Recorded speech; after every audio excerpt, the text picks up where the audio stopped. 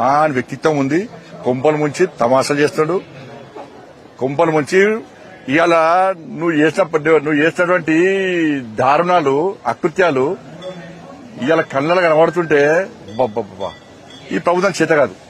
కేసీఆర్ కుటుంబాన్ని అరెస్ట్ చేసే దమ్ము ఈ ప్రభుత్వానికి లేదు. నిజంగా మా ప్రభుత్వం గిట్లా ఆ రోజు ప్రజలు మాకు ఆశీర్వదించి మమ్మల్ని గిట్లా గద్దెనెక్కిస్తే ఇలా కేసీఆర్ కుటుంబానికి చుక్కలు చూపెట్టేవాళ్ళం మేము. చట్టం అంటే ఏంది, దారుణాలు, అకృత్యాలు, ప్రజల జీవితాలతో చెలగాటమాడేటువంటి వ్యక్తులకు ఇలా సొసైటీలో ఏ విధంగా గుణపాఠం చెప్తామో ఇవాళ చెప్పేవాళ్ళం మేము.